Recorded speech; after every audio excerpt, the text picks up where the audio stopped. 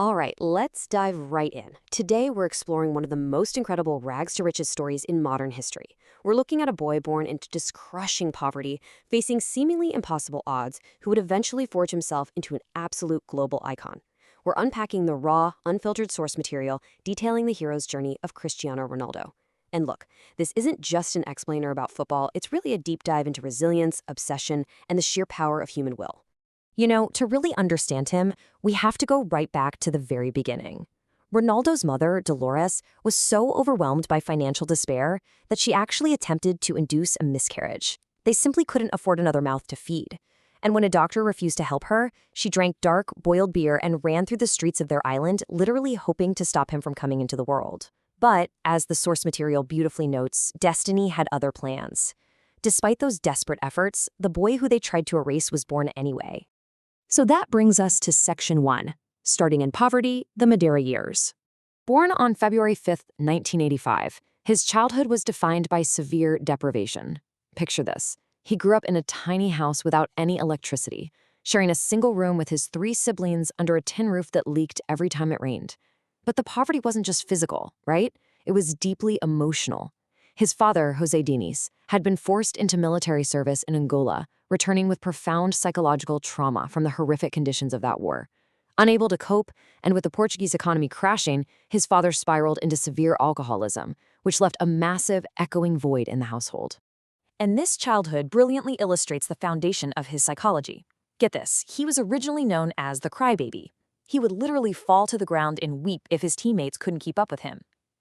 But he eventually evolved. That raw, emotional desperation transformed into the intensely focused legend with an unmatched drive that we know today. He started practicing with such intense isolation that eventually, when he got the ball, it was just him against the goalkeeper. He took a perceived weakness, his hypersensitivity to losing, and transformed it into the obsessive drive that would become his absolute trademark. Moving on to Section 2, struggles and challenges, climbing the ranks. At just 7 years old, he joined a local club called Andorinha. His father worked there as the kit man just to make ends meet, cleaning boots and jerseys. But unfortunately, that led to other kids viciously bullying young Cristiano. Instead of breaking, though, what does he do? He starts sweeping streets with his sister just to financially support his family so he could play full-time. By age 10, his talent was just undeniable, and he was transferred to Nacional. Do you want to know his price? Just 20 footballs and 2 sets of jerseys. That's it. 2 years later, at age 12, he earns a massive 3-day trial at one of the country's biggest clubs, Sporting Lisbon. He makes the team, of course, but this victory came with a massive emotional toll. At only 12 years old, he moved 967 kilometers away from his family to Lisbon. He suffered from crippling homesickness, crying into his pillow practically every night. And worse, his heavy island accent and his extreme poverty made him a massive target for bullying. And not just from kids, from teachers too. One teacher actually cruelly mocked his poverty, telling him football would get him absolutely nowhere. Ronaldo's response? He picked up a chair and threw it at the teacher, getting himself expelled. It was a chaotic breaking point where he came this close to just packing it all in and going home. And just as he recommitted to his dream, disaster struck again. At 14, Ronaldo was diagnosed with tachycardia. It's basically a dangerously fast resting heart rate condition, and it completely threatened to end his career before it even started.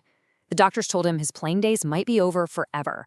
But this is exactly where that unbreakable mindset kicks in. He underwent a risky laser heart surgery, and miraculously, this relentless teenager was back on the training pitch within a single week. A week! All right, Section 3, the Manchester Flight, A Star is Born. August 7th, 2003. Sporting Lisbon is playing a friendly against the mighty Manchester United, managed by the legendary Sir Alex Ferguson. Over 90 minutes, an 18-year-old Ronaldo systematically destroyed United's veteran defense. His speed, his dribbling, his sheer audacity, it shocked everyone on the pitch. Immediately after the match, the Manchester United players rushed to their manager, practically begging Sir Alex Ferguson not to leave the stadium without signing the kid.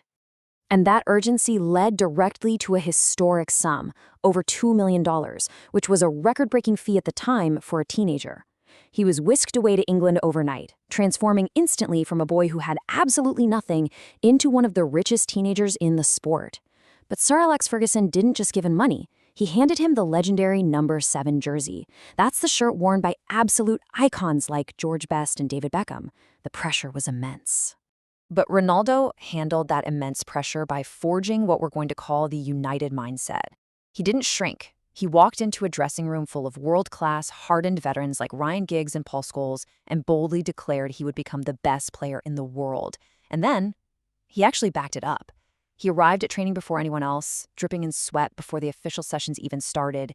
He transformed his skinny frame into pure explosive muscle. He outworked seasoned legends, channeling his fiery childhood passion into an incredibly disciplined, almost robotic work ethic. Which brings us to Section 4, Loss of a Father, the Deepest Scar. We need to pause here for a second, because in September 2005, right as his career was taking off globally, Ronaldo received news that his father, Jose Dinas, had passed away from severe liver damage caused by his lifelong battle with alcoholism. It was just a devastating, heartbreaking moment. Even though his father rarely went to the stadium, he had been the one to first push Ronaldo into football. And this brings us to one of the most powerful quotes of his entire life. "The only thing missing is that my father never saw me become the greatest." This profound vulnerability adds so much emotional depth to his story. Every single goal, every trophy, every late-night training session carries the weight of this lingering sorrow. It's this deep desire to prove himself to the father who didn't live long enough to see his son conquer the world. Now, that grief could have easily broken him. And in 2006, the media really tried their best to finish the job. After a controversial incident at the World Cup involving his club teammate, Wayne Rooney, he was branded a media villain. The English media viciously turned on him, making him public enemy number one. The hate was so intense, he actually almost quit Manchester United entirely. But instead of running, his mental resilience kicked into overdrive. He stayed, he fought, and by the 2007 to 2008 season, he silenced every single critic by scoring 42 goals, leading his team to a Champions League title, and transforming into a global hero by winning his very first Ballon d'Or. Let's look at Section 5, King of Real Madrid, the ultimate legacy. 80 million euros. In July 2009, Real Madrid paid a historic world record fee to bring Ronaldo to Spain. When he stepped out onto the pitch at the Santiago Bernabéu Stadium for his presentation, a staggering 80,000 fans were there just to welcome him. 80,000! It was the ultimate confirmation that the boy from the leaky tin roof had become the most coveted prize in world football. And over the next 9 years, he completely rewrote the history books. Just look at this. 438 matches played, 451 goals scored. That's averaging more than a goal a game, making him the club's all-time top scorer. He secured 4 more Ballon d'Or awards and lifted 4 Champions League titles for Madrid. We aren't just looking at a great player here. These numbers represent an athlete operating on a completely different evolutionary plane. So what does this all mean? Ultimately, his story is about going from a boy they tried to erase to the heartbeat of millions. Ronaldo's true legacy isn't sitting in some glass trophy cabinet. It's the invincible, unbreakable mindset that was forged in the fires of extreme poverty, devastating loss, and public humiliation. He took every tear, every insult, and every ounce of pain and used it as fuel to architect his own destiny. The world will always remember, not where you started, but where you decided you were going to finish. So, the world is waiting. What story are you going to write? Take that relentless mindset, apply it to whatever pitch you play on in your own life, and get to work. Thank you so much for joining me for this explainer today. Keep pushing, keep learning, and I'll catch you in the next one.